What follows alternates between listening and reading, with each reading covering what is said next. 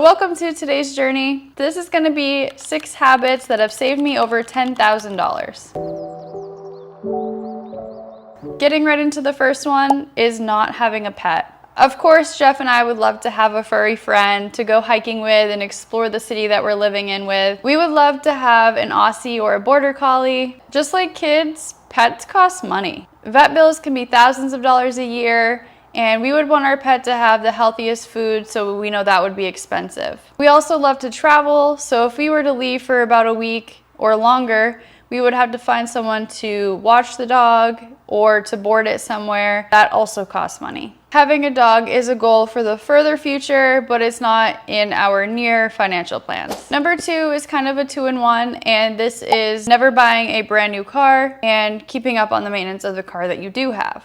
Neither Jeff or I buy brand new cars because once you drive that car off a lot, it goes down in value. I bought a 2022 Toyota Corolla Cross last June. So far, I've had to get an oil change, and I've also got my tires rotated.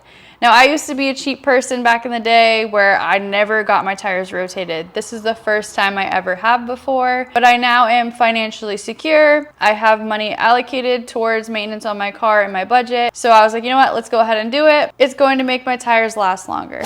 The third one can take a little bit of math, but this is calculating cost per use. Let's say you bought a $3 polyester Shein shirt, and then you also bought a $30 cotton Everlane shirt. I know from personal experience that $3 shirt is not gonna last as long as the $30 shirt. Because of the fabric it's made out of, when you put that in the dryer, that fabric is going to break and tear down. People who buy in bulk often use this method where if you buy a 12-pack of toilet paper instead of a 4-pack, you're going to end up saving more on the 12-pack in the long run because you're not buying multiple of the 4-pack over and over again. Traveling on shoulder season. Now, if you don't know, shoulder season is the season of traveling where it's not completely dead, but it's also not the busiest tourist time. Traveling during busy season would be going to Italy in the summertime.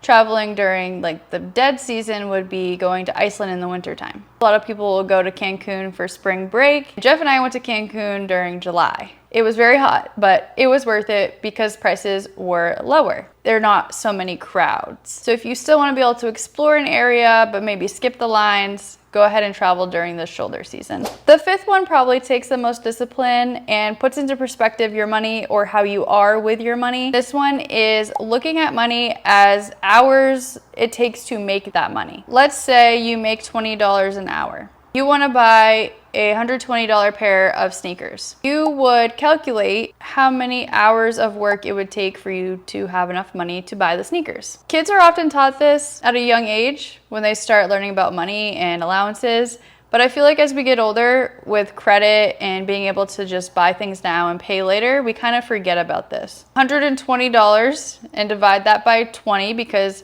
$120 is how much the sneakers cost, and $20 is how much you make an hour. 6 hours. 6 hours of work to buy 1 pair of sneakers. If you actually use this math equation, you could stop yourself from overspending. The 6th habit is only owning one of things. This is a very minimalist topic. I only own one hat. I wear that hat when I'm traveling out in the sun, or if I'm going for a walk or run outside to protect me from the sun. I don't see the reason to have more than one. It's just a black hat. It does the job. When it comes to accessories, you usually have a favorite one, and then the other ones that you have kind of just back up, or they're just there because you haven't decluttered them. From just owning one of some items, you're saving yourself money from having duplicates that you're not even going to use. So those are 6 habits that have saved me $10,000 or more. Stay on this journey to the savings with us. If you want to see a video on weird frugal habits that I do, watch this one.